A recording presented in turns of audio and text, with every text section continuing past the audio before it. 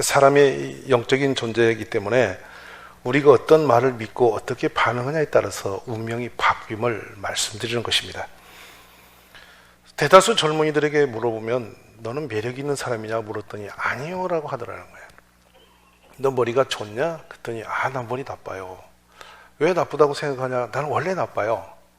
이렇게 생각하고 있는 아이치고 공부 잘하는 아이가 없고, 나는 매력이 원래 없다고 생각하고 표현한 아이치고 좋은 사람 만나는 일이 별로 없더라는 거예요. 전혀 그렇지 않은데 본인의 생각을 거기다 굳어놓은 거예요. 우리 자신 여러분, 나는 정말 행복한 사람이라고 생각하십니까? 아니면 불행한 사람이라고 생각하십니까? 나는 매력이 없는 사람이라고 생각합니까? 매력 있는 사람이라고 생각하십니까? 우리가 어떤 생각을 가지고 어떤 믿음을 가지고 사느냐에 따라서 운명이 결정되는 거죠. 오늘 세상의 환경을 보지 마시고 내 안에 믿음을 보는 축복이 있기를 바랍니다. 때로는 나는 참 어리석은 사람이야, 나는 운이 없어, 나는 참 재주가 없어, 이렇게 스스로를 얽어매는 사람이 많이 있습니다. 근데 오늘 생각을 한번 바꿔보시죠. 나는 굉장히 지혜로운 사람이야, 나는 운이 좋은 사람이야, 나는 하나님이 덜 복을 주시는 사람이야, 나는 대단히 매력이 있는 사람이야, 그리고 나는 굉장히 인격적인 사람이야. 아멘 소리가 점점 작아지는데요. 나는 되게 인격적인 사람이야, 나는 굉장히 머리가 좋은 사람이야, 나는 행운아야, 이런 생각들. 그리고 나는 금년보다 내년이 더 좋아질 거야, 점점 나는 더 좋은 일이 있을 거야. 이렇게 생각을 바꾸시면 생각하고 믿는 대로 될 줄로 믿습니다. 우리가 잠재에서 나오는 이런 신념이 엄청난 영향을 미치는데요, 앞으로 점점 좋아질 것이라고 기대하는 사람에게는 좋은 일이 생기고, 점점 나쁠 거다 생각하는 사람은 점점 나쁜 일이 생긴다는 거예요. 그게 어느 집에 옛날 얘기입니다. 며느리가 들어왔는데 시아버지가 불러놓고 너는 참 복이 많게 생겼다, 너는 정말 복이 많게 생겼다 이랬더니 그 며느리가 들어온 날부터 집안이 되는 게 많더라는 거예요. 근데 어떤 집은 너는 왜 이렇게 재수가 없게 생겼냐 이러니까 되는 게 없더라는 거예요. 오늘 여러분 어떤 믿음을 가지고 살기 원하세요? 스스로가 자신을 저주 속에 매이지 마시고 되는 쪽으로 일으키는 축복이 있기를 바랍니다. 그래서 믿음은 바라는 것들의 실상이요 보이지 않는 것들의 증거다. 즉 믿음은 우리가 바라는 것들에 대한 실제 상황이며 보이지 않는 것들에 대한 증거다. 그러니까 믿음은 현재는 없습니다. 그러나 그렇게 되리라고 확신하면서 기대하는 거예요. 그리고 그 일이 일어나도록 우리가 거기다 힘과 마음을 모아서 달려가는 거예요. 우리가 그런 축복의 주인공들이 되시기를 바랍니다. 그래서 저는 여러분에게 한 가지 묻고 싶은 게 있어요. 지금 여러분 마음속에 어떤 믿음을 가지고 계신가요? 어떤 의식을 가지고 교회를 다니나요? 신앙인에 있어서 믿음이 선명한 사람은 어떤 상황과 시련이 올지라도 믿음이 더 강해지고요, 이 믿음이 없는 분은 조그만 상황이면 다 흔들려 버립니다. 그래서 우리 주님이 세상에서 찾는 사람은 믿음의 사람이에요. 믿음이 없는 사람은 조그마한 상황이 오면 그냥 무너집니다. 그래서 믿음이 없이는 하나님을 기쁘시게 해드릴 수가 없는 것입니다. 오늘 모두가 믿음의 눈이 열려지기를 간절히 바랍니다. 아브라함이라는 분이 있었죠. 믿음하면 아브라함을 피해갈 수가 없어요. 믿음으로 아브라함은 부르심을 받았을 때에 순종하여 장래 유업으로 받을 땅에 나아갈새 갈 바를 알지 못하고 나아갔다. 자, 이러면 여러분 막연하죠? 종종 교회에서 믿음의 설교를 들으면 되게 막연한 생각이에요. 그냥 믿습니다 하면 되지 이렇게 생각합니다. 그런데 그러지 않고 히브리서 11장 10절에 보면 아브라함의 믿음이 어느 정도 구체적이었는지를 설명합니다. 이는 그가 하나님이 계획하시고 지으실 터가 있는 성을 바랐습니다. 하나님이 나라를 세울 곳을 바라보며 그 꿈을 가슴에 안고 갔는데 자신은 축복의 통로로 쓰임받아서 나를 통해서 만민이 복을 받을 것이다. 이런 실체와 구체적인 믿음을 자기화한 사람이에요. 그래서 어느 곳에 갈지라도 자신은 축복의 주인공이라는 것을 확신을 가지고 달려간 사람이죠.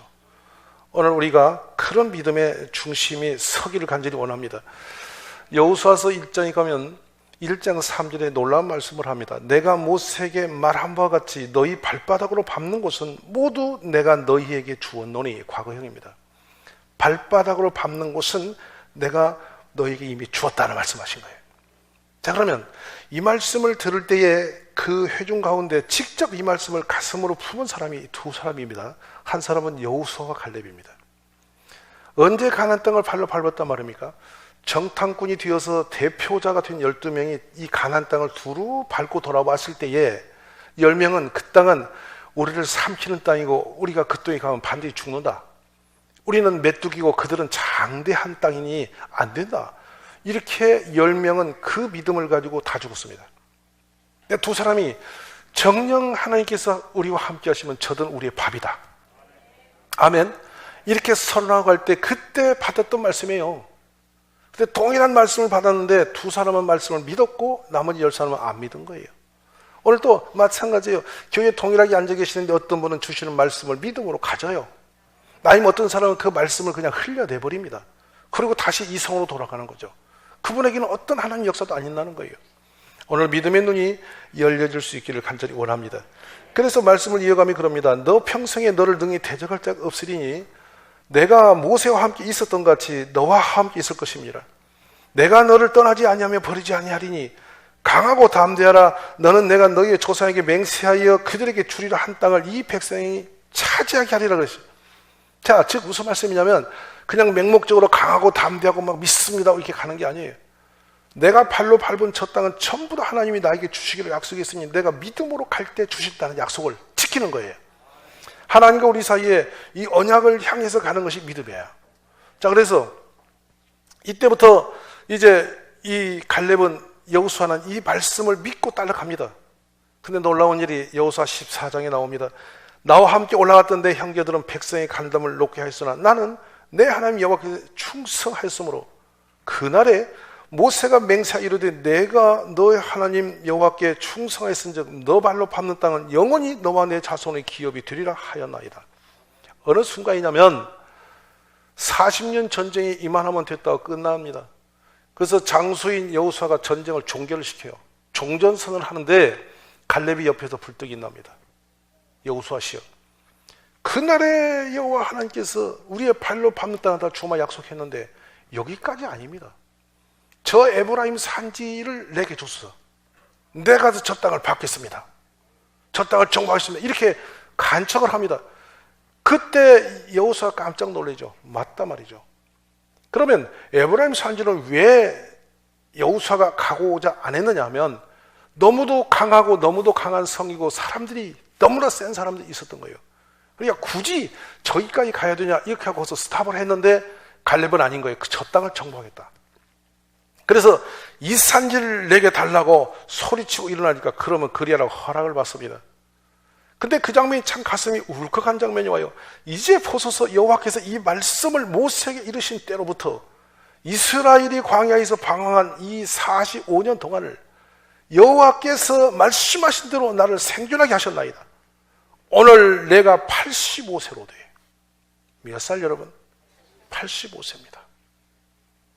광야길을 걸었고 전쟁을 40년을 치러서 그 험한 고비고비를 다 넘어서 이제 나이 100발이 되어 85세가 된 갈렙이 믿음으로 일어난 거예요. 그리고 외치는 거예요. 그러면서 뭐라 하냐면 모세가 나를 보내던 그날과 같이 오늘도 내가 여전히 강건하다. 사랑하는 여러분, 어떻게 40년 전 40살하고 85세하고 같을 수가 있겠습니까? 근데 뭐가 여상하냐? 믿음이 여상합니다. 40년 전에 들었던 그 말씀이 지금도 그대로 내 속에 있다. 나는 그 믿음으로 여기까지 왔는데 그때나 지금이나 내가 조금도 내 힘이 약해지지 않았다. 믿음이 약해지지 않은 거예요. 저는 나이 들어갈수록 믿음이 더 강해지는 용사들이 되시기 바랍니다. 내 힘이 그때나 지금이나 같아서 싸움이나 출입에 감당할 수 있사오니 그날에 여호와께서 말씀하신 이 산지를 지금 내게 주소서. 하나님은 기대하는 만큼 믿음대로 역사해 주심을 저는 믿습니다. 이 믿음을 보면 욥을 여러분이 볼 수가 있습니다. 극한 시련과 환난 가운데도 자루랑으로 치우치지 않은 사람이에요. 모든 걸 다 잃어버렸습니다. 온 세상 사람이 그를 조롱하게 되었습니다. 그런 극한 상황에서 일반적인 사람이라면 믿음이 사라지죠. 아이고 막 하나님이 계신데 내가 왜 이렇게 시련을 당할 수 있노? 아, 이게 말이나 되나 내 인생이 이렇게 되면 되겠냐 하고 다 주저앉게 되는데 그런 상황에서 욥은 믿음이 점점 더 강해지고 있어요. 우리는 종종 시험이 들었다고 기분이 나쁘다고 막 교회까지 다니니 많이 이렇게 뿌리채 흔드는 사람을 종종 만납니다. 지극히 불행한 사람입니다. 진정한 믿음이 있는 사람은, 하나님께 소망을 준 사람은 격한 시험이 들고 어려움이 오면 올수록 더 믿음이 강해지게 돼 있어요. 하나님을 더 열망하게 돼 있어요. 그러니까 욥은 이제 희망이 끊어진 사람입니다. 자기 재산 사라졌죠. 종도 사라졌죠. 자기 부인도 떠났죠. 온몸은 병이 들었죠. 친구들마다 조롱하는 사람이 되었습니다. 세상의 바람을 끈이 없는 사람이고 미래가 보이지 않는 사람이죠. 그런데 그런 상황에서 욥이 점점 더 하나님 앞에 정직한 믿음으로 씨름하는 모습을 보게 됩니다. 뭐라고 말씀하냐? 내가 앞으로 가도 그가 아니 계시고 뒤로 가도 보이지 않는다. 그가 하나님이 왼쪽에서 일하시나 내가 만날 수 없고 그 하나님이 오른쪽으로 돌에 계시나 배울 수가 없구나. 그러나 내가 가는 길을 주님이 아시나니 주님이 나를 단련하신 후에는 내가 정금같이 뛰어나오리라고 했단 말이에요.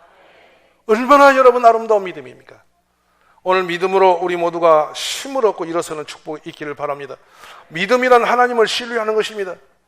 어떤 경우에도 의심 없이 하나님을 믿는 것입니다. 하나님이 신실하시죠. 변함이 없으시죠. 언제나 우리를 좋은 것으로 주시는 분이시고 나쁘게 하지 않으심을 저는 믿습니다.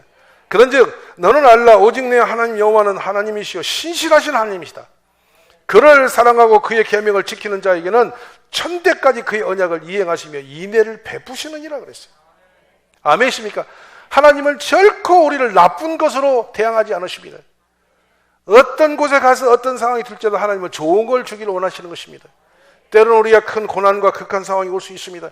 그러나 그걸 통해 더 좋은 것을 주시는 분이심을 믿으시기를 바랍니다. 여러분은 복이 많은 분들이, 하나님 우리를 향해서 예비하신 복이 많이 있는 분들이 믿음으로 그 축복을 여러분 내 것으로 만드는 지혜자들이 되시기를 간절히 바랍니다. 욥은 고백을 합니다.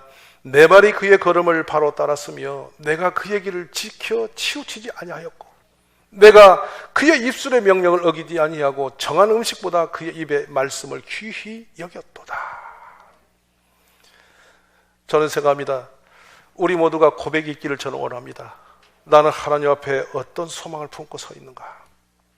내 믿음이 허공을 향하고 있지는 않습니까? 그냥 인간의 의지적으로 바람을 잡는 것처럼 그냥 교회만 생각 없이 드나고 있지는 않습니까? 믿음이 우리를 충성되게 하고 진실되기도 하고 믿음이 우리를 회복되기도 하고 믿음이 우리를 세상을 이기기도 하고 믿음이 우리 운명을 바꾸기도 하는 능력임을 저는 믿습니다. 오늘 모두가 믿음으로 다시 한번 다짐하고 일어서는 우리 가족이 다 되시기를 주의 이름으로 축복합니다. 선언하십시오. 하나님이 나를 부하게 하실 것이다. 하나님이 나를 능력으로 지켜주실 것이다. 하나님이 나를 세상을 이기게 할 것이다. 하나님이 나를 반드시 질병에서 이기게 하실 것이다. 나는 절대 실패할 수가 없다. 어떤 상황이 나는 승리하고 말 것이다. 이런 선언과 고백이 일어날 수 있기를 주의 이름으로 축원합니다. 메뚜기 운명을 벗어버려야 됩니다. 오늘 믿음으로 하나님의 권능을 붙잡는 믿음의 용사가 되어주리로 저는 믿습니다. 말합니다. 우리가 이 지식으로 교회를 다니면서 성경적 지식만 날마다 쌓여가고 믿음으로 반응하지 못한 모든 것이 헛된 것입니다. 세상에서 사람들이 제일 많이 실패하는 것이 어느 것이냐면 다이어트라는 것이 있습니다. 다이어트 하고 싶은 분들은 날마다 다이어트에 대한 공부를 하고 음식을 연구하고 운동을 배우는데 끝까지 다이어트에 성공한 사람이 지금까지 없다 하는 것입니다. 다 실패를 합니다.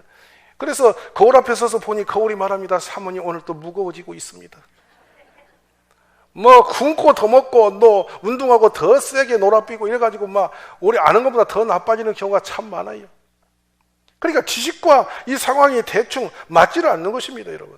사람들은 생각하면 내가 어떤 지식을 가지고 있으면 되는 줄 착각하고 있어요. 내가 다이어트에 대한 공부를 많이 하면 내 몸이 빠지는 줄 착각하고 있어요. 여러분, 공부로 머리로 가는 게 아니라 움직여야 되는 것입니다. 내 몸을 내가 단련시켜야 되는데 그거는 부담스러우니까 머리로만 하려고 하는 것입니다. 이 신앙도 마찬가지 아니겠습니까? 홍해 속으로 뛰어드는 믿음은 갖지 못하고 머리로만 홍해는 건너가는 것이다 생각하고 있습니다. 그래서 믿음의 역사를 볼 수가 없는 것이죠. 오늘 모두가 이 믿음은 삶으로 이루어가는데 진실한 열매가 있음을 믿으시기를 간절히 바랍니다. 얄팍한 지식으로 하나님이 그랬다 저랬다 누가 그랬다 이런 말 필요 없습니다. 내가 믿음으로 사느냐 안 사느냐 이것이 문제입니다. 오늘 모두가 믿음으로 새롭게 일어나시는 축복이 있기를 간절히 바랍니다. 저는 믿음이 얼마나 중요한지를 다시 한번 생각해 보기를 원합니다. 만약에 부부간에 서로가 믿음이 없어지면 그 가정은 이미 초토밭이 됩니다. 남편이 아내를 믿을 수 없고 또 아내가 남편을 믿을 수 없고 서로가 서로를 못 믿으면 그 가정은 이미 살아도 의미가 없습니다. 믿음은 단순히 하나님과 우리 관계뿐만 아니라 온 세상의 모든 것이 믿음으로 역사를 합니다. 만약 자녀가 부모를 못 믿으면 그 자녀가 집에서 안전할 수가 없습니다. 여러분이 병원에 가도 선생님을 믿으면 치유 효과가 커져요. 근데 선생님 의심하면 여러분 그 병원에서 고칠 수가 없어요. 우리 자신이 마찬가지죠. 나도 내 자신을 믿어야 되는 거요. 내가 나를 인정해야 되는 거요. 근데 내가 나를 못 믿으면 내가 세상에 어디가 서겠어요? 내가 나도 못 믿는 사람이 어디가 무슨 일을 해내겠어요? 오늘 자신을 좀 믿으세요. 나는 착한 사람이다. 나는 인격이 괜찮은 사람이다. 나는 믿음이 있는 사람이다. 나는 축복의 주인공이다. 이게 스스로 선하고 그 믿음에 안에 서시기를 바랍니다. 나는 복이 많은 사람이다. 할렐루야. 나는 점점 앞으로 좋아질 사람이다. 이런 믿음을 가지시는 은혜가 있기를 바랍니다. 우리 교회도 날마다 더 부흥할 것이다. 더 많은 능력이 임할 것이다. 하나님이 더 강하게 역사할 것이다. 이런 믿음을 가지시기를 바랍니다. 이 세상에 가장 불행한 사람이 남편을 의심하는 사람이고 부인을 의심하는 사람입니다. 그래가지고 남편이 의심되면은 부인이 집에서 아무 일이 안 됩니다. 24시간 눈동자처럼 남편을 생각하고 사모하다가 나중에는 누구를 붙여가지고 뒤를 쫓고 다니고 집에 들어오면 옷에 냄새 맡고 어디서 뭘 먹었냐고 따지 쌓고 사람이 돌아비게 하는 거예요. 불신은 무서운 재앙인 것이죠. 오늘 믿음의 역사가 우리를 축복되는 여러분이 깨닫기를 간절히 소망합니다. 교회에 오시면 여러분이 성도 여러분과 저의 관계도 마찬가지입니다. 성도님이 목사를 못 믿으면 설교가 안 들립니다. 그리고 목사를 못 믿으면 어떤 가르침도 할 수가 없고 도와줄 수도 없습니다. 무슨 말만 하면 되될 테니까 할 수가 없으니까 서로 끈이 끊어져 버린 거예요. 믿어야 말씀에 순종도 되고 믿어야 은혜도 있는 것이고 믿어야 역사가 일어나는 것입니다. 이게 교회에 오시면 여러분 믿을 사람이 참 많아요. 장로님도 믿으십시오. 권사님도 믿으십시오. 그 성도님 간에 서로가 믿으십시오. 이 사람이 무슨 인간이고 자꾸 이상한 눈으로 챙겨봤자 좋은 게 하나도 없어요. 그냥 말씀을 믿는 거예요. 이분 만나면 좋은 일이 있다고 믿고 하는 거예요. 그럼 목사도 믿으세요. 자꾸 우리가 사탄을 우리를 불신하게 만들어가고 자꾸 깨뜨리는 것입니다. 오늘 사탄의 소리에 귀를 기르지 말고 믿음으로 일어서는 가족이 되시기를 주의 이름으로 소망합니다. 왜 이런 말씀을 드리냐? 고린도 교회가 다 사도 바울을 의심했어요. 그의 생김새를 보고 멸시를 했어요. 하나님 어찌 저렇게 못난 사람을 목자로 썼겠냐? 저건 가짜다. 이렇게 하면서 사도 바울을 불신하면서 자신들이 무너졌어요. 오늘도 마찬가지로 우리 모두가 믿음에 강해지는 용사가 되시기를 바랍니다. 그래서 믿음은 생활의 모든 것에 열매를 맺습니다. 어떤 사람은 말하기를 너는 믿음이 있고 나는 행함이 있으니 행함이 없는 내 믿음이 내게 보이라. 나는 행함으로 내 믿음을 내게 보이라 하시리라. 너가 하나님을 한 분인 줄 믿느냐? 잘하는도다 귀신들도 믿고 떠느니라. 허탄한 사람아, 행함이 없는 믿음이 헛것인 줄 알고자 하느냐. 교회에서 이렇게 헛소리하는 분이 무지 많아요. 사랑도 안 하면서 형제님 사랑합니다 하고 하나님은 찬양도 안 드리는 말로 할렐루야 하고 앉았고 전부 다 가짜들입니다. 진정한 살아있는 믿음으로 우리가 다시 한번 회복되기를 간절히 소망합니다. 오늘 본문에 두 소경이 있습니다. 여러분, 소경하면 레위기에서 볼 때 율법상 그들은 저주받은 사람에 속합니다. 보지 못한 것은 악입니다. 여러분, 얼마나 불행합니까? 본인이 어떤 의도적으로 한 것이 아니라 태어나면서 숙명적으로 앞을 못 보는 것입니다. 그러면 못 보는 그것으로 단순히 앞을 못 보는 그치지 않고 이 사람들의 운명 자체가 이미 희망이 없이 어둠 속에 묻혔어요. 왜냐하면 보십시오. 당시의 소경은 세상에 생업의 방법이 없는 사람들, 그 당시 사람들이. 그러니 어떻게 되겠습니까? 앞을 못 보는 사람의 생계 수단의 방법은 딱 하나밖에 없었습니다. 그 사람을 관리하는 사람이 나타납니다. 못 보는 사람을 들여다가 길 어긋 앉혀놓고 종일 구걸을 시킨 다음에 오후에 그 구걸된 돈을 다 걷어채우고 먹거리만 주는 것입니다. 구걸을 많이 해도 이분은 소사는 없는 것이죠. 그렇게 남의 밥벌이의 이용거리가 되어서 평생을 길거리에 앉아있는 그 사람이 얼마나 기가 막힌 운명이겠습니까? 그리고 지금까지 태어나면서 소경이 된 사람이 희망이 있겠습니까? 최고의 희망은 눈을 뜨는 거 아니겠습니까? 근데 눈을 뜰 수 있는 길이 방법이 없기 때문에 아무런 소망과 길이 없기 때문에 그렇게 운명체 막힌 적 있는 사람입니다.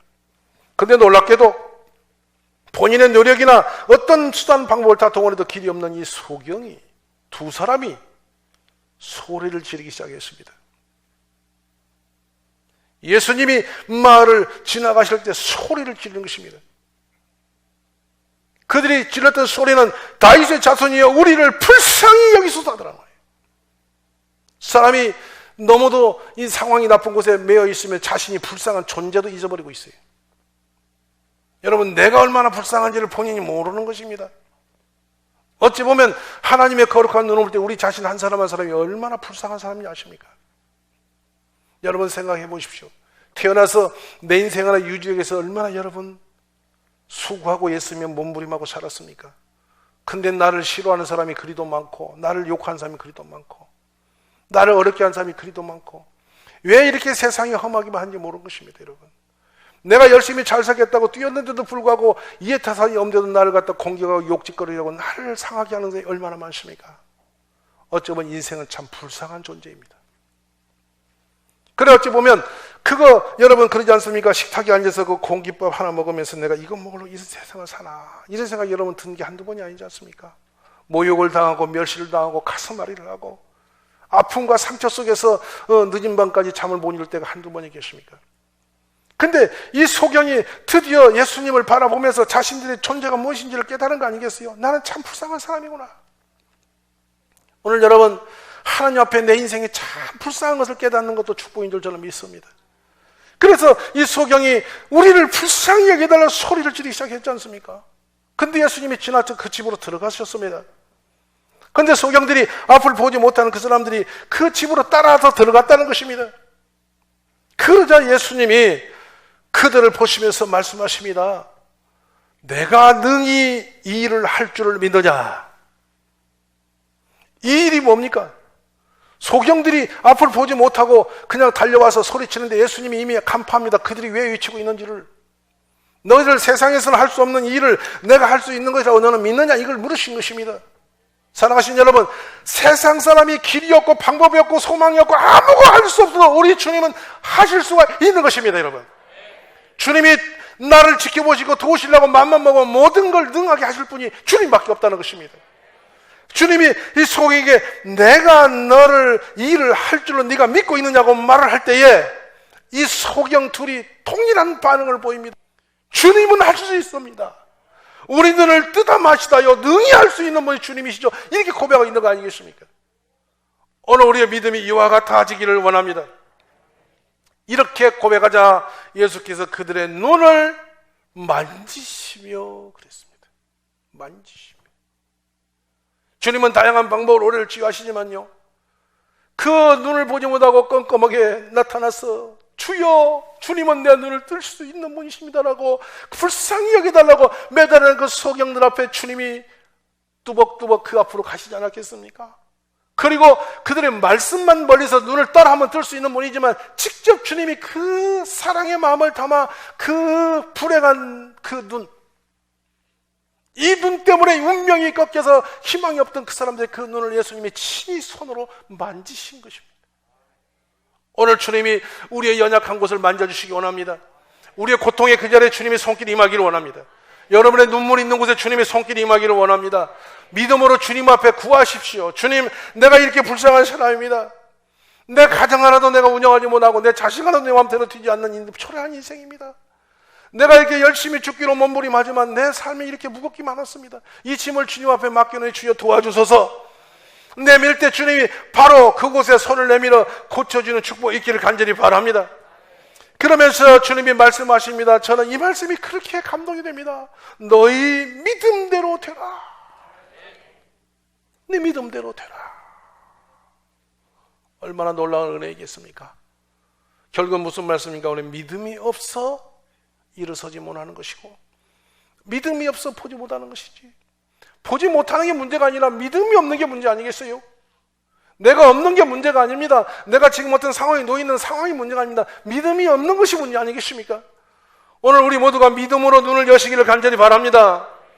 여러분이 믿음으로 주의 손길을 찾아 그 역사를 이루시는 우리 모든 축복된 주인공이 되시기를 간절히 축원합니다.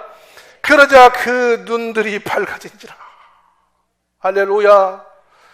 영원히 희망이 없었고 이것이 끝장인 줄 알았던 그들이 운명이 한순간에 바뀌는 장면입니다. 오늘 주님이 우리의 연약한 곳에 손길을 내밀어 주시고 만져주시기를 간절히 축원합니다.